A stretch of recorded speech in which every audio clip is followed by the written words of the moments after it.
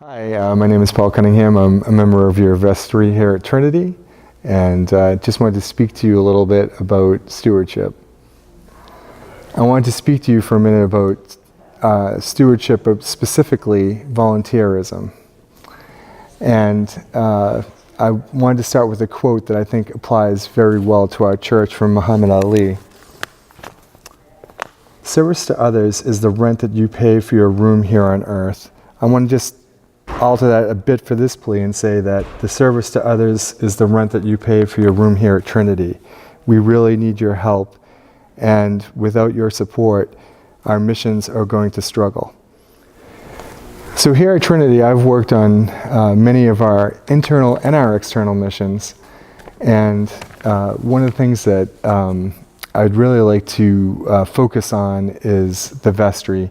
The vestry is an internal mission, of course, and it helps keep this church running. We have a group of parishioners that help us make decisions regarding a budget and allocation of other resources, and making sure that we are doing the most that we can for our worship community. An example of an external ministry that we have here is our food mission at the St. Lucas Church in Chelsea.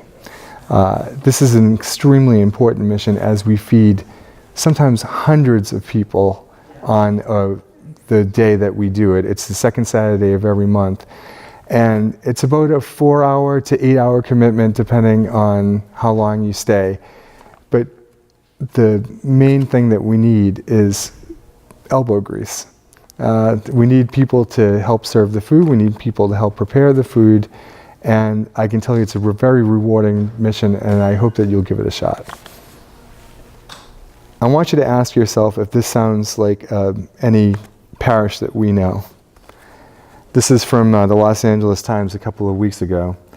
After 45 years, the St. George's Dragon thrift shop shuts its doors due to a lack of volunteers. After 45 years serving as a hub of charity and conviviality, St. George's Dragon thrift shop on Foothill Boulevard closed its doors last week to the surprise of many of its volunteers and patrons, as well as those who benefited from its goodwill. Ask yourself, we have an extremely important thrift shop mission here. Do you want our shop to suffer the same fate? We're having the exact same problems that they're having in this article. I just wanted to read you another excerpt. News came 2 months ago when officials from St. George's Episcopal Church announced its volunteer-run shop would close due to decline in available volunteer workers. We're having the same problems. We need to have more of a proactive approach. If you're someone who can help out, please seek out one of your vestry members and ask them how you can help. I ask you to pray and reflect on these thoughts regarding Trinity's volunteerism. I can tell you that in my opinion, our current situation is not sustainable in the long term.